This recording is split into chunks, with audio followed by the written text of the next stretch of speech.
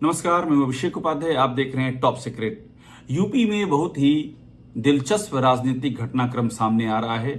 UP के CM Yogi Adityanath केंद्रीय गृह मंत्री अमित शाह के शरणागत नजर आ रहे हैं। शरणागत, ये मैं शब्द का इसलिए प्रयोग कर रहा हूं शरणागत, क्योंकि ये जो है ये बड़ा ही विचित्र टाइप का है।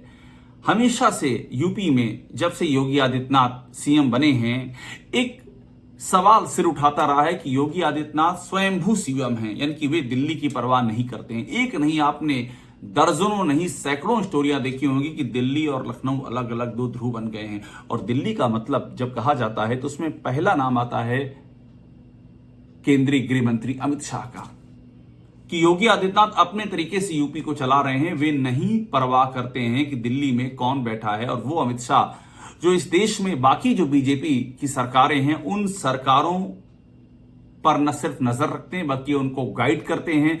वहां पर जब कभी कोई संकट खड़ा होता है तो वहां पर एक अहम भूमिका निभा। जैसे कि महाराष्ट्र में आपने देखा किस तरह से एकनाथ शिंदे जुड़े, शिवसेना को छोड़ा, देवेंद्र फडणवीस के साथ में जुड़े और वहां पर एक सरकार बनी। और बाद में चुनाव में भी बीजेपी ने अपनी रणनीति के तहत वहां पर सरकार बना ली प्रचंड बहुमत के साथ में। तो मैंने एक एग्जाम्पल दिया महाराष्ट्र का। ऐसे तमाम राज्य हैं जहां पर अमित शाह की अहम भूमिका होती है। पर उन्हीं अमित शाह को यूपी में जो पूरी स्थितियां दिखाई पड़ी, ऐसा एक मैसेज लगातार दिया गया कि उन अमित शाह की यूपी में जरूरत नहीं, यहां पर योगी आदित्यनाथ ही स्वयंभू हैं, योगी आदित्यनाथ ही पर्याप्त हैं। लेकिन समय का चक्र घूमता है और इस बदले हुए समय के चक्र में योगी आदित्यनाथ इस समय बहुत मुश्किल में हैं। और इसीलिए वे अब एक बार फिर से केंद्रीय गृह मंत्री अमित शाह के शरणागत हो रहे हैं। आप देखिए, मैं आपको एक दिन पहले की बात बता रहा हूं। योगी आदित्यनाथ दिल्ली आए थे, उनको मिलना था राष्ट्रपति से। 30 जून को गुरु गोरखनाथ आयुष विश्वविद्यालय, जो यूपी का पहला आयुष विश्वविद्यालय है, उसका उद्घाटन होना है। उसके लिए उन्हें राष्ट्रपति को निमंत्रित करना था। राष्ट्रपति उनसे नहीं मिल पाई और इसके बाद उन्होंने समय लिया, सूत्र बताते हैं, केंद्रीय गृह मंत्री अमित शाह से, और वे मिलने गए। आप सोचिए, इससे पहले आपकी कब मुलाकात आपको याद आ रही है? गृह मंत्री अमित शाह और योगी आदित्यनाथ के बीच इस तरह की 1-to-1 मुलाकात कब याद आ रही है आपको? वो भी तब जब जो पहले से कोई ऐसी प्लानिंग ना हो, कोई आयोजन दिल्ली में ना हो इस लिहाज का, जहां सब लोग इकट्ठा हो रहे हों, और जब किसी बड़े महाकुंभ जैसे घटनाक्रम के न्योते जैसी कोई बात ना हो। उस स्थितियों में यह मुलाकात क्या बताती है? एक बात यहां पर कही जा रही कि 15 जून को केंद्रीय गृह मंत्री अमित शाह को आना है लखनऊ। 60,000 से ज्यादा जो आरक्षी पुलिस में नियुक्तियां हुई है उसका नियुक्ति पत्र बांटने के लिए। तो वो तो तय हो चुका है, केंद्रीय गृह मंत्री को आना है, उन्होंने सहमति दे दी है। और आप यहां भी देखिए, एक पेज है, मतलब पुलिस भर्ती 60,000 से ज्यादा, उसका नियुक्ति पत्र बांटने के लिए अमित शाह को बुलाया जा रहा है। आप इसकी कल्पना कर सकते थे इसके पहले जिस तरह से यूपी में सरकार चलती आई है, लेकिन ये अब करना पड़ रहा है। अब योगी आदित्यनाथ, मैंने पहले कहा, कमजोर पड़े हैं। अब वो शरणागत हैं अमित शाह के। अब उनको अपनी गद्दी बचाने के लिए यही रास्ता नजर आ रहा है कि इसके जरिए ही वे अभयदान पा सकते हैं। अब आप ये सोचिए कि ये हो क्यों रहा है, इसकी वजह में जाते हैं। ये इसलिए हो रहा है क्योंकि योगी आदित्यनाथ पर प्रशासनिक अक्षमता के गंभीर आरोप हैं। योगी आदित्यनाथ पर अपने ही संगठन की अवहेलना के गंभीर आरोप हैं। योगी आदित्यनाथ पर अपने ही मंत्रिमंडल के सहयोगियों को साथ ना लेकर के चल सकने के बेहद गंभीर आरोप हैं। उनके ऊपर अपने ही कार्यकर्ताओं की अनदेखी के आरोप हैं। उनके ऊपर लॉ एंड ऑर्डर को जरा भी व्यवस्थित ना रख पाने के गंभीर आरोप हैं। सुप्रीम कोर्ट को कह देना पड़ गया कि यूपी में लॉ का कंप्लीट ब्रेकडाउन ऑफ लॉ है। इस सुप्रीम कोर्ट को टिप्पणी करनी पड़ गई। जाति वैमनस्यता चरम पर पहुंच गई है। जिस तरह से करणी सेना का पूरा उपद्रव सामने आया, उस पर भी योगी आदित्यनाथ लगाम नहीं लगा सके। तो एक नहीं, ऐसे कई हैं, दर्जनों ऐसे वाक्य हैं जहां पर योगी आदित्यनाथ के हाथ से सत्ता निकल चुकी है। और अब उनके जो करीबी हैं, वो जो सूचना के गुब्बारे के जरिए उनका महात्म बनाते थे, उनका भी सच सामने आ चुका है। उनके मीडिया एडवाइजर रहे मृत्युंजय सिंह हटाए जा चुके हैं। उन पर गंभीर आरोप लगे कि एक जो भगोड़ा है, रेड कॉर्नर नोटिस जिसके खिलाफ जारी है 60,000 करोड़ के मामले में, राशिद नसीम, उससे लेन देन करने का आरोप लगा। बाकायदा कागज टॉप सीक्रेट ने सामने रखे, हमने वो कहानी दिखाई।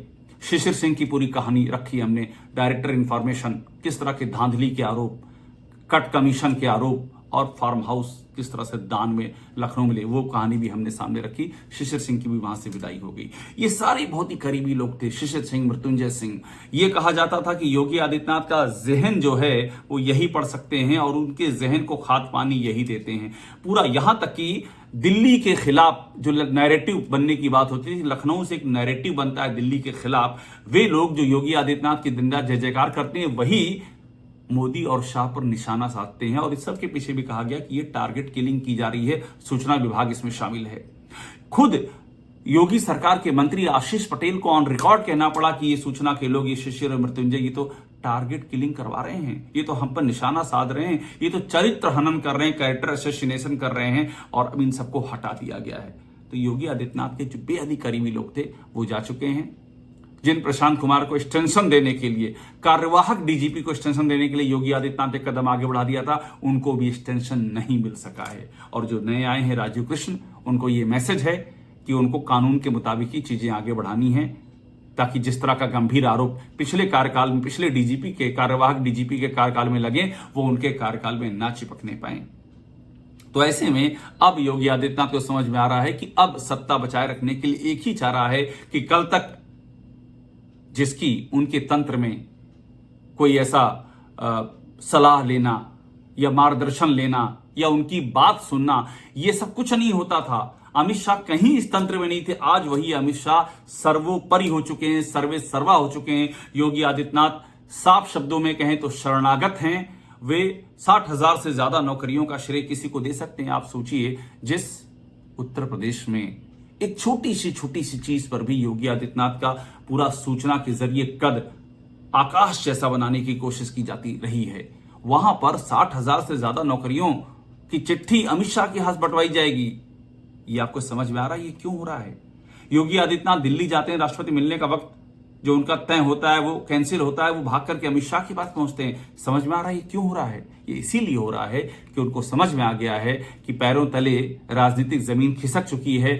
अब सिर्फ अगर उनको कोई बचा सकता है तो वो अमित शाह ही बचा सकते हैं। और मैं आपको एक बात और बता दूं, योगी आदित्यनाथ को लाए भी अमित शाह थे, ये बहुत कम लोगों को पता होगा। योगी आदित्यनाथ सीएम कतई न बन पाते अगर अमित शाह, क्योंकि योगी आदित्यनाथ पैरा ड्रॉप किए गए थे, वो संगठन में कुछ नहीं थे, वो किसी भी तरह से बीजेपी किसी भी अभियान का स्पष्ट हिस्सा नहीं थे, पूरा संगठन केशव मौर्य चला रहे थे। लेकिन अमित शाह ने उनको लाए, और इसलिए लाए क्योंकि हिंदुत्व का वे चेहरा था, और ये था कि हिंदुत्व की यूपी को प्रयोगस्थली बनाया जाएगा। लेकिन यूपी को योगी आदित्यनाथ ने अपने योगी नुमा, और योगी नुमा का मतलब योग विद्या के योगी नहीं, सत्ता के योगी नुमा शासन की शैली बना दी, अपने ही कुछ कोटरी के 4 लोगों को लेकर के, और उस शासन को आगे बढ़ाते रहे।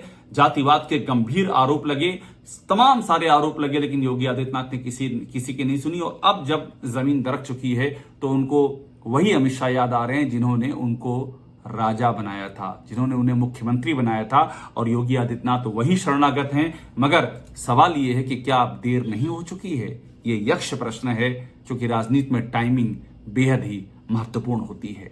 टॉप सीक्रेट को देखते रहिए, लाइक कीजिए, सब्सक्राइब जरूर कीजिए।